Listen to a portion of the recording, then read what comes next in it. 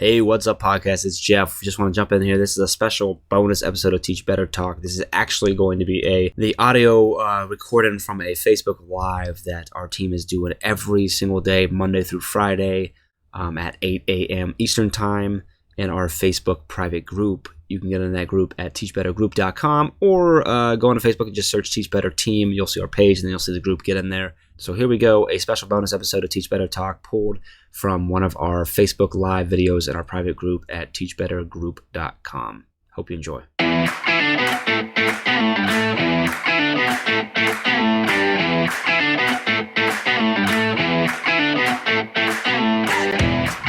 Good morning. Happy Monday to you. It's Jeff. I got Chad here with me. We're excited to come in here live. Obviously, we would love it to be a different situation and why everyone's probably home right now today, but a little extended or early and extended spring breaks.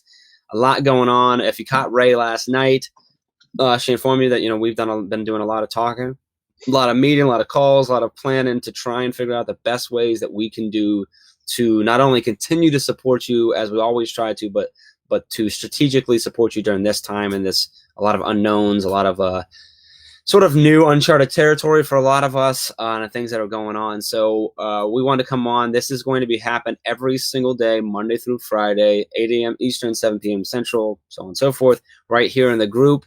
The nice thing about these videos is that they will be saved here in the group.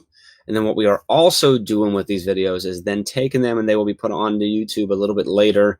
And then we're going to be grabbing the audio and sharing it out on our podcast on Teach Better Talk on that.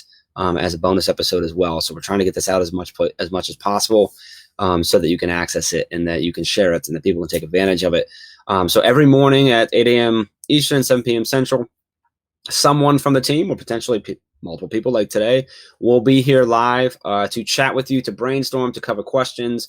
We are also reaching out to a lot of people and folks in our network and people who we really respect to bring them in to talk to them about specifics about their roles and how they're supporting, whether it be their teachers or their community or their students or all of the above, how they're doing that as well. So look for that. We're gonna have a lot of people coming in, a lot of people that are obviously jumping at the opportunity to try and share and help and stuff like that too. Hi, Megan.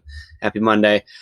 So keep close to the Facebook group. Watch for that. We're gonna be doing that. I do want to touch on, I know Ray did this last night if you caught her in here, but I want to make sure that we're touching on the fact that we are still continuing all the things that we typically do. So Mastery Chat on Thursday nights at 8 p.m. Eastern, 7 p.m. Central, which is just always a great opportunity to connect, to learn, to grow, to have conversations, to collaborate.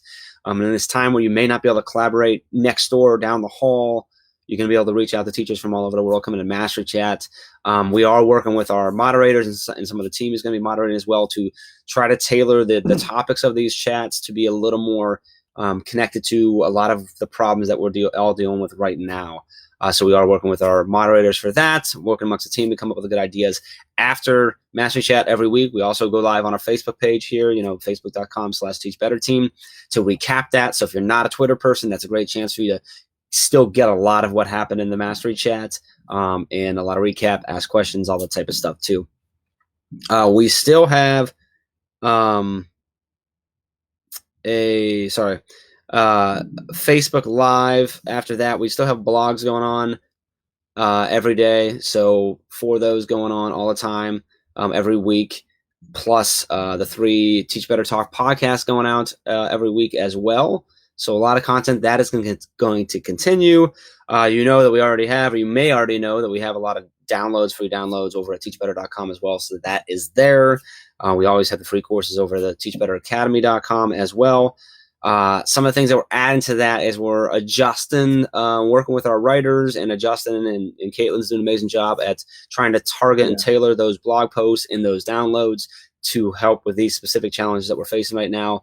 And specifically a lot of some new downloads coming that are there to help support you during this time as well.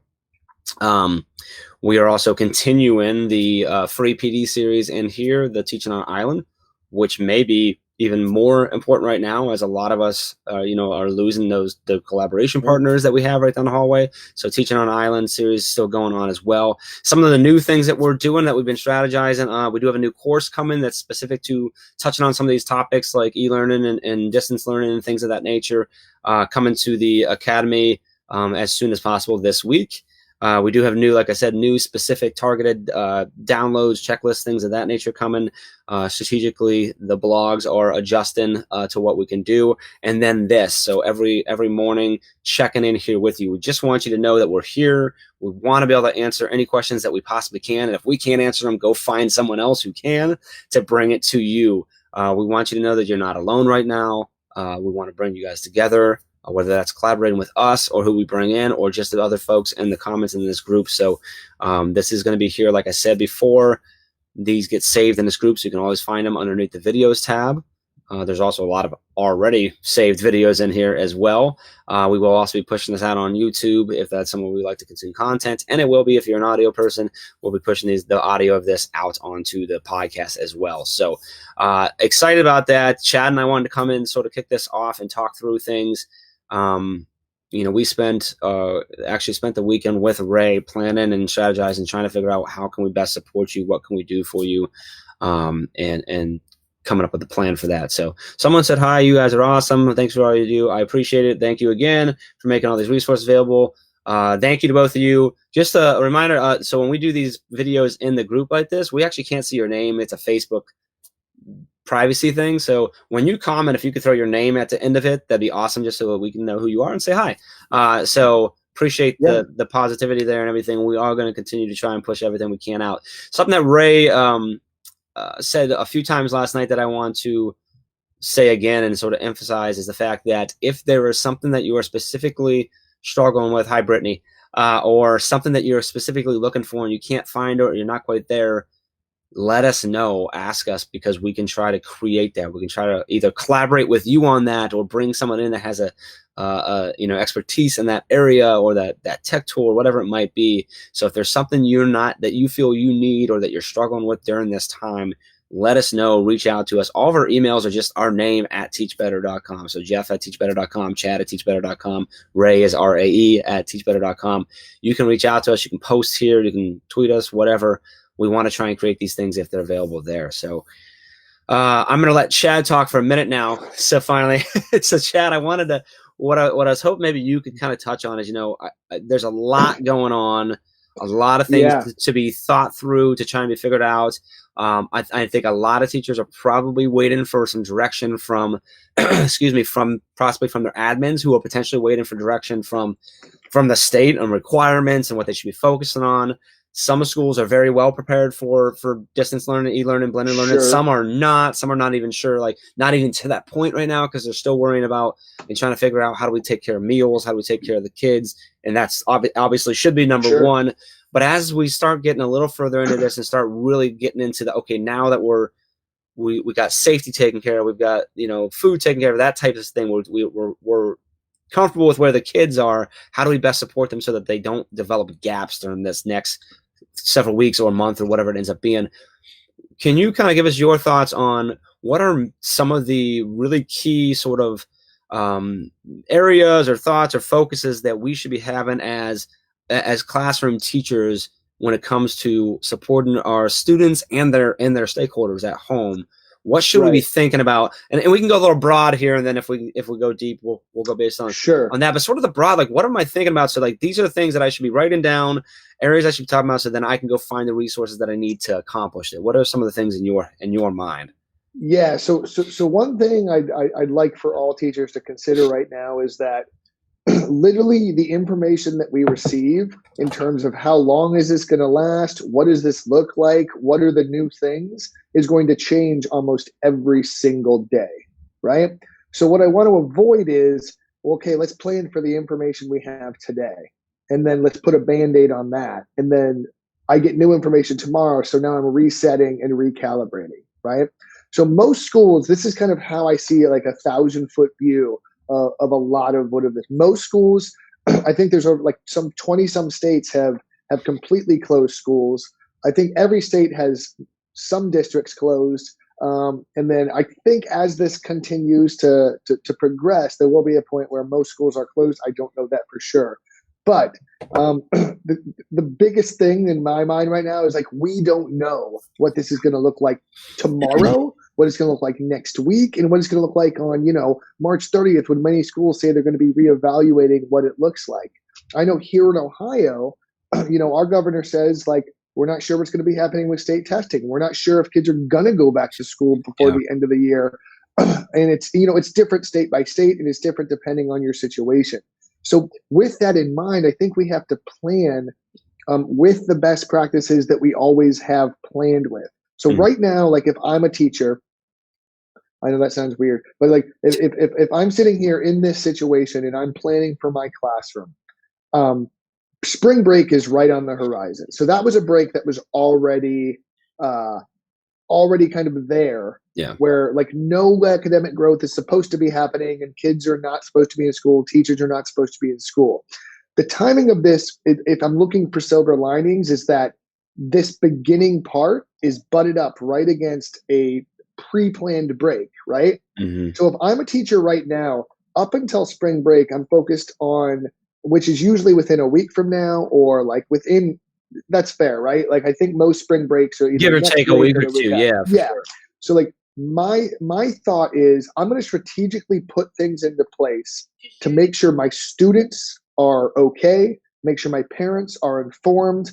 If I'm a principal, I'm probably not thinking about academics at this moment. I'm probably thinking more about logistics. How am I going to make sure learning continues? How am I going to make sure kids can still get access to lunches? If I'm a teacher, I'm thinking, how can I get to this break that was already kind of planned? So like that's like sort of stage one, in my opinion, right? Yep. Make sure you're setting up kind of your security and your foundation for setting up the pieces and putting them in place for after spring break. Does that make sense? Yeah, I want to interrupt you for a second because I had a good comment that I want to throw at you, and then let that kind of go. You go with that too. And I don't know who posted it, because again, so something weird about Facebook is when we're in the group here, they don't tell us your name. So whoever posted this, I appreciate, let me know who this is. But they said, thank you both for doing this. But then they said, best advice is to take this in bite-sized chunks these next 2 weeks. And you were sort of alluding to some of this, is that these next 2 weeks are an opportunity to just experiment. If things continue, we will have more tools in our toolbox in April by testing these things out. Now, like Chad was saying, we're coming up on a already planned break. So like, you can do some testing now and get some things in place. Then you have that break that was already there anyway, where they're not expecting much from you. And then now if we continue on, which a lot of signs kind of do that. Oh, it's Dave Schmitto. So thanks, Dave. Allows us to, if it does continue on, which it does look like in a lot of states it's going to, you've had a chance, like Dave said, to take bite-sized chunks to test things out, to utilize, like Chad was talking about, this already pre-planned break that was there, to really get into it, so that if it does extend for the rest of the year, we're not forming these massive gaps in learning. We're able to still get them where they need to go. Right. And do that by testing things now. And we're testing the whole time, but I think the bite-sized chunks is a great piece of advice to really think about. That is like just little pieces, little steps, right? Always better, right? I mean, that's sure. So depending on where you are as a teacher, you might be experimenting with different things. If you're thinking, I've never used Google Classroom before, or I've never used an LMS before, but my district has it, right? Now would be a really good time to go, hey, let me see if I can get this all set up with my students, with the parents involved, and helping them kind of log on, so that now you have the platform set up. You've set probably a couple assignments, but then over break, or when we have some more time, or when your district gives you time, because chances are, if we're moving this way, most teachers are going to be getting planning time to put things in place. Sure. That's not guaranteed. I'm not saying every district's perfect, or I don't want to talk for every district in the United States right now, but like most of the time, we're going to get time to put these things in place. So Dave is absolutely 1,000% right. This is the time when you want to experiment with things that maybe you want to see how they work. You do a remote assignment. Can you do some non-techie assignments and see how collecting that data goes? Yep. Can you do some in terms of like formative assessment? Like, how are you going to be collecting data so you know that your students are learning? I can tell you right now that I've literally gotten we've been flooded with emails, texts, and posts on Facebook of teachers using the grid method that are going, every single teacher in my school is freaking out. I'm not, though, because I had Yeah. these pieces in place. So the Mhm. pedagogy for those teachers, the instruction for those teachers, even though they're not in a physical space, isn't going to change much. So my goal, and I'm not saying everyone has to do the grid method, my goal is to put those instructional pieces in place that are already effective and then just extend them to a digital environment. So we shouldn't just go, okay, now everything's online, or now everything is, a packet that I send home. Yeah. Those good practices and instructions still need to be there. So there was a great question. I don't know if you saw it come through. It says, Brittany's question. what, Yeah, I hope you knew that. what Go ahead. yeah, so what does e-learning look like if it may not involve electronics? Being called to help put a plan in case do we it moved. Okay. In case Let we me. do not get back Yeah. in the classroom March 31st. So Brittany's her 5th through 8th grade students are one-to-one Chromebooks, but K through 4 is not one-to-one of any electronics. So what does that e-learning? What can that e-learning look like if that K through 4 doesn't have electronics? Yeah, So absolutely. what does that look like? So this can look a lot of different ways. So like a lot of students and some students might still have access to online materials. So like a lot of districts are kind of going, okay, if you have access, you don't need a device, but maybe there's 200 students, but there's 125 devices at the school.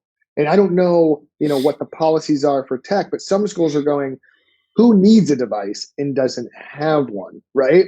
So then you can logistically go, if you need a device, you can come and pick it up and sign it out at the school. So now that there is access. So that's sort of like going, well, we need there to be tech. But I also think as long as there's a direct line of communication and a way to get information to the students or disperse that information, I think there's a lot of activities that students can do that are long term. Like think of like longer term projects that students can work on, at their home, or the internet exists at this point in most households, whether it's on a phone or whether it's on a tablet or a device. I mean, so when we think about this, I think there are a lot of opportunities where we can give students assignments via paper, right? So maybe they're not doing all the work via paper, but maybe they can still reach out and do some additional work using additional resources. And that might be, it has to be delivery via email or delivery via your LMS if you have it to the parents, obviously. Yeah, so I mean, if students can't come to the school, like I know our local districts are allowing there's specific like device and packet pickup times, and they're limiting the number of students that can come at any one time, keeping safe distances when they arrive, things of that nature. So there's ways. So it depends on what your district's doing to do that. I think the most important Chad touched on is like just whatever your line of communication to them, open it up more than it's ever been opened. And make sure that you're utilizing it and you're over communicating all the time, because they don't have you face to face, both your students or your parents. So being available to them as much as possible, whatever way you're allowed. It's tough to know the specifics there, but I also think in terms of planning instruction. So if I'm going to send, if I don't have any, I don't have any tech available to my students, right? So maybe I have to reduce like it to a paper-based delivery. What happens with that paper-based delivery doesn't have to be just like 50 worksheets. And I know that's a really easy sort of nearest goalpost a lot of times is, let me print off 87 different activities, staple them together, and we're good to go. I very much like every teacher to consider that more work doesn't necessarily mean more learning, depending on the quality of that work. So we can give our students more open-ended questions, more exploratory inquiry-based questions that they can dive into while they're at home and things like that. Now, it's not very warm, at least in the Midwest right now, but like, as this goes further, as it starts to warm up, and if we're still in this, like I'd say, consider the environment in which the students are learning, right? So there are ways to give students opportunities to, build things, look at things, and then maybe document their thoughts on a paper, right? but the whole activity isn't like the worksheet. So they can do other things and stay engaged. Yeah. And as long as we make sure those lines of communication. So we have to think about the environment our students are doing this work in. So like bombarding them with like extra work because they're not in a physical environment, I think is the wrong way to go. Yeah. Saying that, well, because I'm not teaching you, here's more worksheets. I think that doesn't make sense to me. So I think less It's adapting the work at a higher quality. Yes, yeah. Makes more sense to me than more just filler. So like that's the one thing I'd caution. Like I know this is a really difficult time in terms of planning, but it's also a difficult time for parents and households that are dealing with all of this. So you have to consider like the students at a home with a parent or two parents or a guardian who's also trying to navigate all of this. Mm-hmm. And the last thing, go ahead. You were going right where I was going, but like someone I don't know who was commented, and I just threw it up, but a big piece, and this is really important. You were talking about the guardian, like because parents and stakeholders are going to be more involved right now, probably than they have been in a long time, potentially, because they have to be.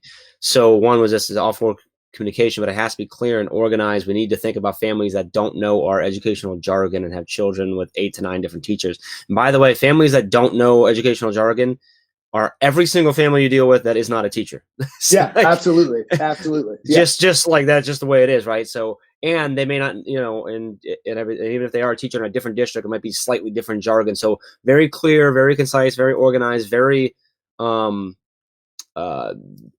explanations, very, like I said, clear. Yeah, don't use jargon, use full, don't use abbreviations, use the full language, and be very clear to those at home, because they are now forced to, because of where we're at, they're going to be more involved in their child's learning, which you can say is a good thing anyway, but like they need to be, because the child doesn't have you there. They need to have the parents. So as much as we can give them both in communication and tools and explanation of what, and support that they don't have to be experts, that it's okay, I think is really important. So really great point there. So that's why like teachers, and I don't want to beat this horse too much more, but like teachers that are using the grid method aren't feeling a lot of pain right now, because they've trained their students on how to do this process, and they've put the time in to do. But the reason I think that's going to be effective is because the student understands, the teacher understands, so that the parent's still there to help if they need, but like the instructional processes are already in place. Some teachers may not have that opportunity, but you still have to think through, if I'm now expecting the parent to be able to guide and monitor the student like in the physical environment, I need to, as the instructor, as the instructor, give very clear, concise, simple instructions and learning opportunities that can continue the growth of the students. Someone made a point here just saying they said I'd rather see things curated in a Google Classroom like environment than an email that floods the inbox. So that's something to keep in mind. Absolutely, 100% agree that I would as well. So the thing to keep in mind is if you already have something like that in place, yes, do that, right? But if you're not already utilizing that, you may have to resort to whatever you have available. So use whatever is in place. Don't create a new system. If you're delivering things to parents and students via Google Classroom, Schoology, or whatever it might be, utilize that. Utilize those tools that are there. I also want to say hi to Andrea. Hi, Neil. Dr. Neil Gupta coming in hot today. I like it. I want to comment what he's saying, just because we're talking about Neil. He said it's absolutely something they're thinking about in his district. If they end up going off longer than 2 weeks, the kids see 6 to 8 teachers a day. There needs to be a template that has every teacher and work in one place. So yeah, so I agree. Something that and that's a great point, because, and we've talked several times about, your kids seeing multiple teachers, right? So if my kid has 8 different teachers and I'm getting 8 different varieties of language and organization or delivery methods, that's going to drive me crazy. And I'm probably going to miss a lot. So working as a district, as you're building, however you want to do it, or even your grade level, working together is absolutely key to make sure that everything that we're delivering to parents and stakeholders and students is coming as structured and the same way as possible. So communicating the same way, delivering the same way, same type of requirements, same jargon, all that type of stuff, so that we are, again, that clear, concise, and organized. Whoever was that earlier said that, very organized communication and delivery and everything. Yeah, great points. So Neil had an amazing point there, and I think a clear, concise delivery of what is expected from the student, with the understanding that they're not going to be at 100% capacity for learning, like at least in these initial stages while this adjustment is happening, is absolutely important. So I would actually say every teacher shouldn't be thinking, well, there are 5 days of instruction, so I need to have 5 completely separate, super engaging assignments. Whereas if I put a single template with everything the student needs to do for every subject on a single piece of paper that has links or opportunities that are, if it's digital, that's even easier. But even if it's paper-based, if I get a 5-page, 6-page packet, but it covers all of my student subjects, it is much less daunting than if I get 8 different packets that are 12 pages each. Agree. Yes. Yeah. So I really think there's also a component of this, which we have to collaborate with our teacher-based teams. So we have to collaborate with the rest of our 6th grade, 7th grade, 8th grade, 4th grade teacher team and go, what are you doing and how are we communicating as a school, as a grade level to our stakeholders and because parent, like if I'm a parent, I am a parent, but like if I'm getting if I was a guy, sorry, I'm going to be really stressed out if my students in 5-6 different subjects and I get 5 to 6 different giant packets for them to do.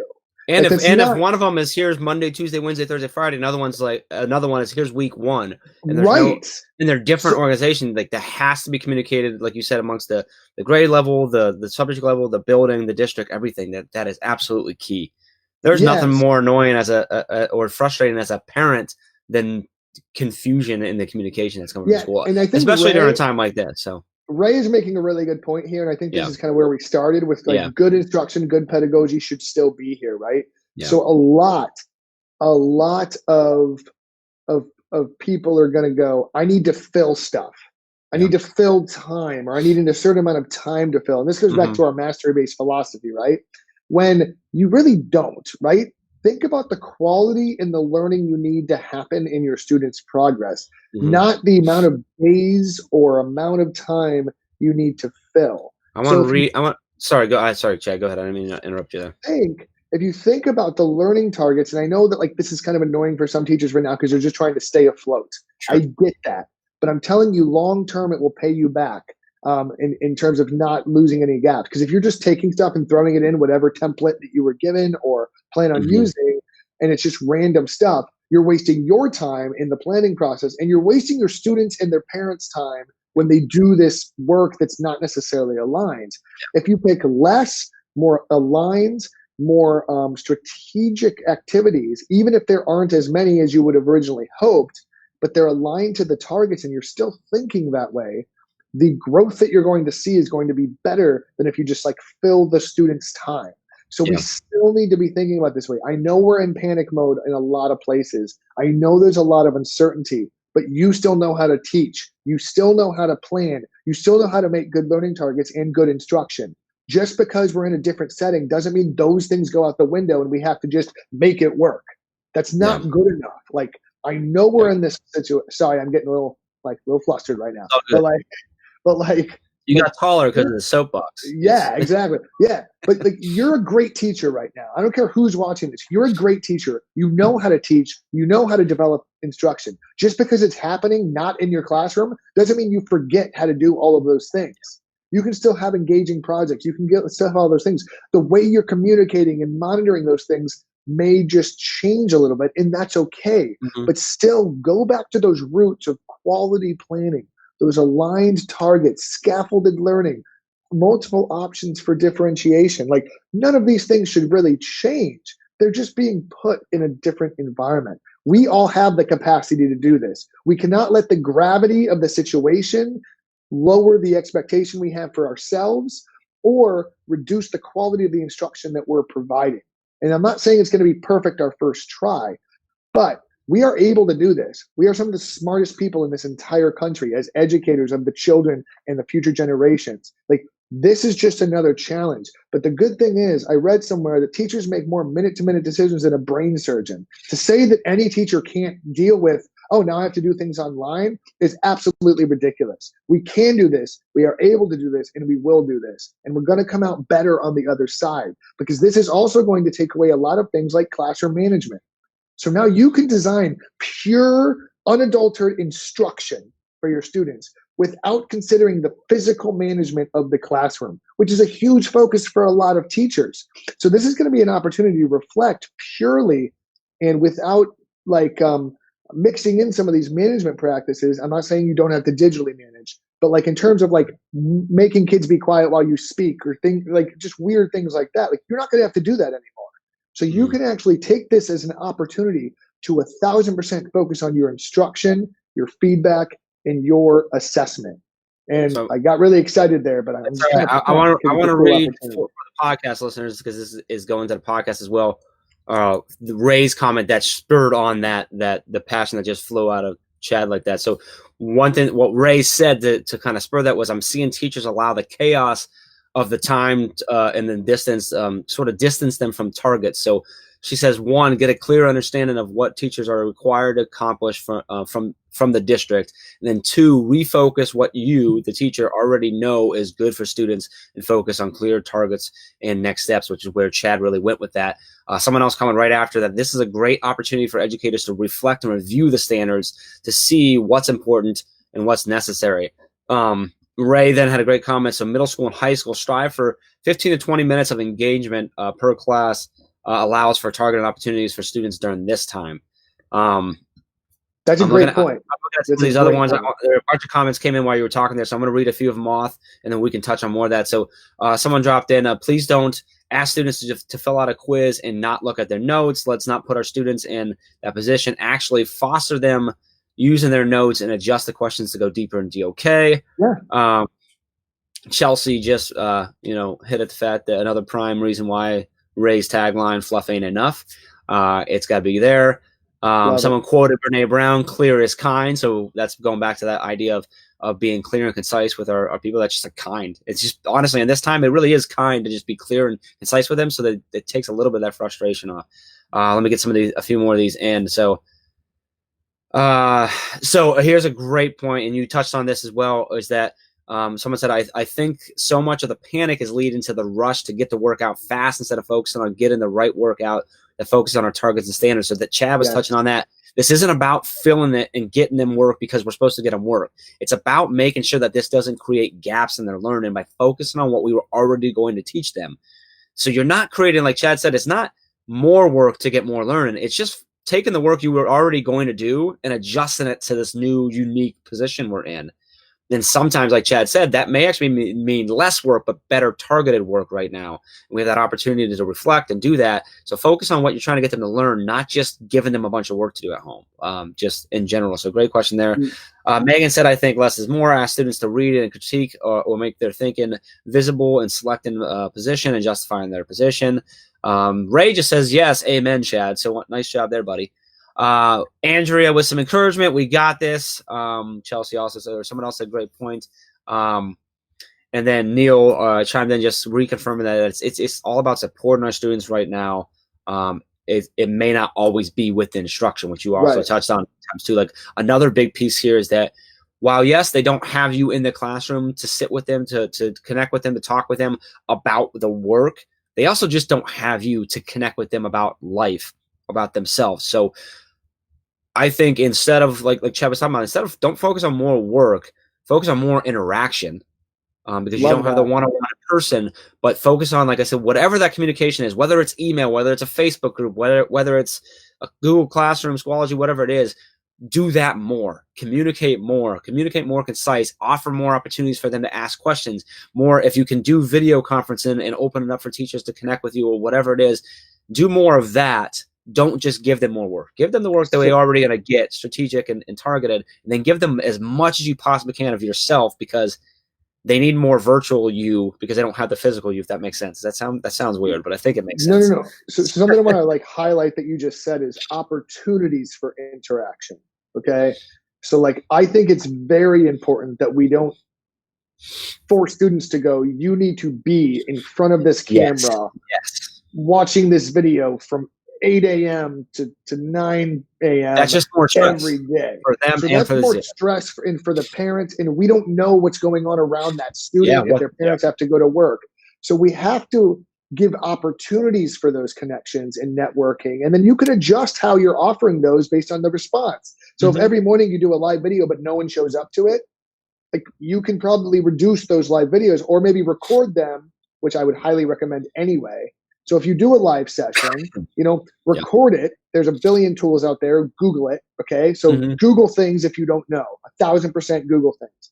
And I want to go back to another point that as I'm just thinking through it, So we coach before you do teachers. that real quick, just because I want to touch on something you were just saying. So recording piece, and so one thing I want you to know is what we're doing right now is super simple, easy, and Facebook does it all for you. So you can create a Facebook group. Yeah. Invite all your parents. You can create a one for every one of your classes if you wanted to, and then do this. Go live. You can read their comments. You can answer questions. You can provide that interaction, and you just do it at a scheduled time like we're doing right now in the morning. There's a bunch of people commenting right now, but if tomorrow there's no one, we're still going to do it on Wednesday and on Thursday. That's that opportunity. Whether you take it or not is all up to your circumstance and what you can do. So same thing for that. What's great about doing it on Facebook is that it's built in, it's simple, and then it saves it. And other parents come back and do this, the interaction. So I just want to touch on that. That's a simple solution.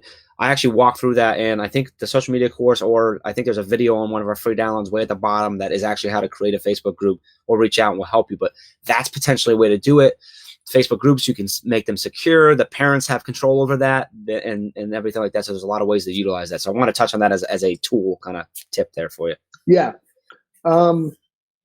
Wow, sorry, there's a lot of amazing things happening. Megan also mentioned Flipgrid's a great way to do that as well. That she set up a Flipgrid for each class, so she can leave daily messages and they can check in when they want to. So Flipgrid is an awesome tool for that as well. Great tool. I do want to touch that Chelsea commented that we aren't just focusing on instructional content, but providing our students with support and still building relationships virtually. So, and I know this is true about Chelsea, one of her favorite parts of her class is conferencing with students. So now that just has to be done in a virtual space and figuring that out with the tools that you and your students and stakeholders have available and figuring that out. So a lot of awesome comments here. So I just want to know if you're on the podcast listening right now and you are not in this group, go to teachbettergroup.com or get into Facebook and search Teach Better Team and get in here because there are amazing teachers commenting right now and connecting with each other that you can connect with as well. So if you're listening, make sure you check this out at some point too and connect with all these amazing teachers that are in this group. So sorry, Chad, talking to a lot of different audiences here. I want to make sure we're getting everyone covered. Absolutely. So. Absolutely. Also, Ray is touching on, there is a new course that's coming out possibly today, if not tomorrow, I think is when it's going to come out. Where Ray is going to touch on a lot of this stuff that we're talking about as well. So this is great. So go ahead, Chad. You had another point. I took you completely off it. I hope it's still there in your head. I hope it is. I'm trying to find it again. So I think there's sort of like this culminating. I think we can kind of close up some of this conversation with like a single thread, and I think that is, we coach teachers across the country. We've coached teachers in their classrooms on different things from DOK, grid method, teach, like you name it. We've worked with teachers. And the number one feedback, regardless of what you're helping teachers with, regardless of how you're helping teachers, is when teachers think something's not going to work or they're afraid to try something, two of the most common things that teachers tell me are, I don't have the time, or I'm really focused on management, or I don't know if my kids can handle X, Y, Z, which there's other issues behind some of those things. But I want to, instead of looking at this as a negative, because there are teachers right now going, oh my gosh, I can't believe all this extra work I have to do to make this e-learning, to do X, Y, Z. I also want them to view this as an opportunity. So like you can view this two ways. You can view it as a hindrance and like a huge extra amount of work you have to do, or you can look at it from another perspective and say, there are two things that I normally stop me from trying new things, and that's I don't have the time, or maybe I'm afraid how it's going to physically manifest in a classroom.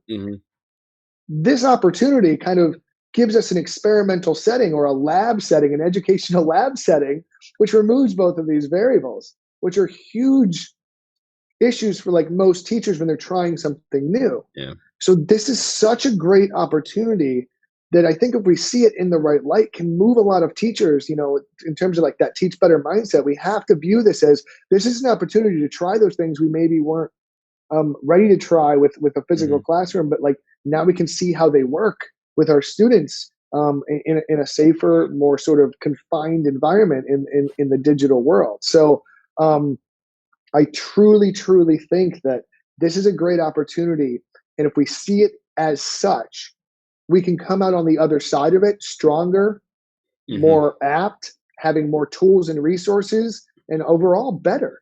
It comes around this whole, it's not just about surviving this. It's yes. How do we continue? Yeah. So we're not just like you going back to where you started at the very beginning. It's not just about filling time. It's not just about surviving. It's how can we come out better on the other side? Not just us, but also our schools and our students. I do want to touch on, because I mentioned the Facebook. Someone said little students may not have Facebook accounts. So how can they be reached via Facebook? One thing, there's other tools. It doesn't have to be Facebook. Someone mentioned Schoology Conferencing allows that. Right. When it is on Facebook, obviously, if they're under the age of when they're allowed to sign up for Facebook, you're going to have to do that via their parents. My kids' teachers have Facebook groups that are for us as the parents. That I don't know if they're going to be utilizing it this time, but they could as a way for us. Obviously, that'll require the parent to log them on and get them in and make sure that that's what they're doing there. So that's a lot of working with what you have and what you can do, what's going to work for your audience. Facebook is just one of the ways that can do that as well. Hi, Brianna, she's on there. And Andrea seconds that. Chad, just always looking for that silver line and paying attention to that. Someone commented, teachers are flexible by nature. This is simply a new challenge to tackle and one we are probably best equipped to handle. Stay strong, everyone. Chad touched on it earlier with the comment about that, teachers make more minute-to-minute, second-to-second decisions than anyone.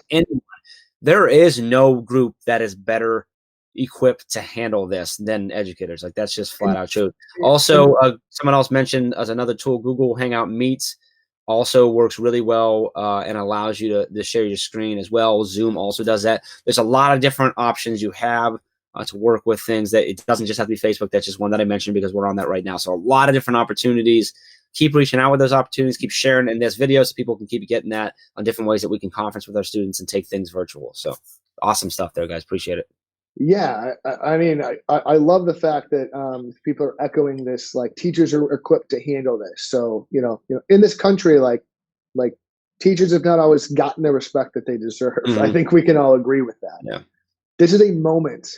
This is a huge moment where I don't think a district's decision or requirements are going to solve it. What I think is going to solve it and what I think is going to bring us to the other side is individual teachers doing great things in collaboration together. Yeah. Because that's what's affecting the teacher to student relationship, therefore the continuation of the educational process happening. This has never happened in the history of the United States, where we literally just have these long-term closures for a reason that we can't really control. Like this is new territory. So the way I view this is like, this is basically the moon for us. Like we just landed and we have to figure out how it all works. And we can freak out and go, holy crap, we're on the moon. Or we can start to figure out how to make this work. And this is a moment in time where every single teacher has the capacity to collaborate with their peers, their colleagues, their administrators, their district, and their students and their stakeholders to prove how amazing we actually are, to prove that we can weather this storm, that we can still close gaps, we can still build relationships, we can still do the amazing things we do every single day in the most adverse conditions that we've ever seen. This is an opportunity and a moment in time where we can prove to the entire country and the entire world just how powerful, smart, innovative, and inspiring we can be as educators. This is an opportunity, and I refuse to see this as anything else except for an opportunity to show the world how great we can be as educators and show the world how great our community and our network as teachers are. I've seen more posts, more outreach, more just willing to help if you need anything sort of posts than I've ever seen before on Facebook. Because we always have two choices. We can dig a ditch and complain about how deep it is, or we can figure out a way to get out of it. And so we need to make the decision to make the best of this situation. And if we refuse to see the negative, and I'm not saying it doesn't exist, if we refuse to acknowledge that this is not possible, and we say This is possible. We can do it. We will find the needed solutions. And I can tell you that I am committed. Jeff is committed. The entire Teach Better team is committed to providing any support, any help, any guidance you need. If you're wondering how a tool works, reach out. If you're wondering how to communicate with parents, reach out. If you're wondering how to plan for a whole week with Align to DOK and targets, reach out. If you're wondering like, hey, I'm just stressed out and I need someone to talk to, reach out. We are here for you. But the truth is, you have to make the decision because you're the ones in the trenches. You're the ones that have this direct connection to students. This is our time. This is our opportunity. And that's how I'm choosing to view this, because that's how we're going to come out of this better. That's how we're going to come out of this better than we've ever been before. Because we can literally prove that it's us keeping education alive in this country. It's not some policy. It's not some state test. It's not some newfangled whatever. It's teachers on the ground with students, keeping education happening in the most adverse conditions we've ever seen in this country. And I'm getting a little kind of soapboxy, and I'm really sorry, but I'm just excited. I don't know if I should be excited, but I am, because this is a really unique opportunity. And I refuse to see this as just a negative.